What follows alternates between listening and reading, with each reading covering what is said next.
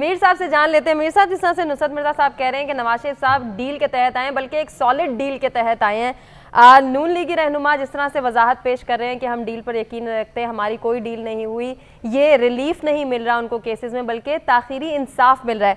Sir, आप इस हवाले से क्या कहेंगे?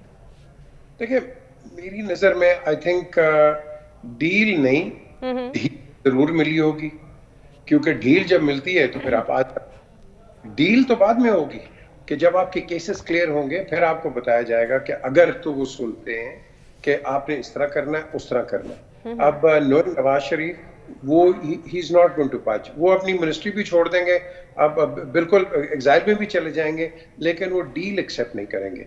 ये बड़ी पक्की चीज है। हाँ, डील अभी मिली है, डील जो मिली है, ये डील कहां तक जाती है, क्या होता है क्या नहीं है, ये तो अब आपको वक्त बताएगा। और अभी मैं नाम नहीं ले सकता, मैं अभी एक पार्टी के दफ्तर में था तो बड़े सीनियर कुछ लोग बैठे हुए थे, वो कहते हैं जी कि अगर नवाज शरीफ अगर जीतेंगे भी तो इनको एक्सेप्ट कोई नहीं करेगा, अवाम एक्सेप्ट नहीं करेगी, अवाम रोडों पे निकलेगी। मैंने कहा भाई क्यों निकलेगी रोडों पे?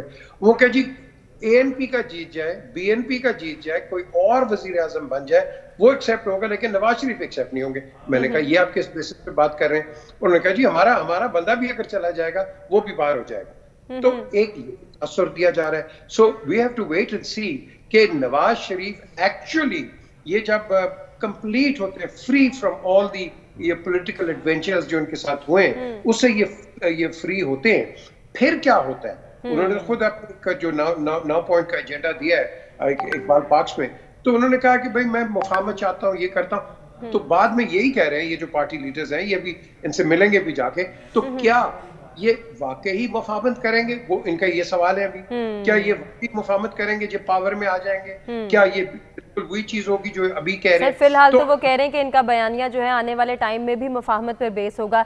दीगर सियासी जमातें इस चीज को कबूल करेंगी? देखें जी, दीगर नहीं करेंगी। क्यों? क्योंकि ये पॉलिटिकल राइवल्स हैं। जैसे मैंने कहा, पहले तो ये इकट्ठे हुए थे एक आदमी के पीछे, वो तो आदमी साइड पे हो गया। अब कल उस छुट्टी दे देंगे कि आप बेटा आ जाओ मैदान में, आप देखें गेम चेंजर कैसे होगी। हर पार्टी उसके पीछे जाएगी। एक चीज अच्छी लगे बुरी लगे, हकीकत होती है। उस पार्टी की मकबूलियत है अवाम के अंदर, इधर पंजाब के अंदर बहुत तकड़ी है, वो है पीएमएलएन। तो पीएमएलएन के मेन राइवल्स यही हैं। अब जितने भी ये जो हैं, ये वोट्स और ये जो आपके लोग हैं, ये किसके नाम पे आगे निकलते हैं और फिर की आगे अलायंसेस क्या होती हैं, ये भी आपको पिक्चर पता चलेगी इलेक्शंस के बाद। लेकिन इलेक्शन होने तो सर, इलेक्शन के बाद की सूरत हाल को भी जरा हम डिस्कस करना चाहेंगे मुख्तसरन आपसे, कि पहले तो हमें ये लग रहा था कि इंटरिम गवर्नमेंट का क़याम अमल में आएगा, लेकिन अब जिस तरह से पीपल्स पार्टी और नून लीग जो है, अगर पीपल्स पार्टी के स्टांस की बात करें तो वो रिवायती हरीफ के तौर पर बयानात जारी कर रहे हैं। उनके बयानात पर मबनी ऐसा तो नहीं लगता कि कहीं आने वाले वक्त में पीपल्स पार्टी इस बात पर जो है वो मेक श्योर करेगी या इस बात पर एग्री करेगी कि हम इंटरिम गवर्नमेंट के क़याम को आगे लेकर चलें? जी मीर साहब। सॉरी, देखें, मेन चीज ये है कि आपने एक चीज को मद्देनजर रखना है। आप ये देखना है कि क्या मेरी पार्टी ही पाकिस्तान चला सकती है, whether it is A, B, C और डी? नो, बिल्कुल नहीं चला सकती। आपने अगली हुकूमत for the sake of this country, आपको अपने जो टेम्परेचर्स हैं, पॉलिटिकल टेम्परेचर्स, उनको सिमर डाउन करके आपने कलेक्टिव जाना है। क्योंकि ये ऐसा मरहला है, मैं आपको बता दूं कि एक पार्टी आएगी, दूसरी तनकीद शुरू हो जाएगी, आपकी प्रोग्रेस चली जाएगी, आप डेवलप नहीं कर सकेंगे।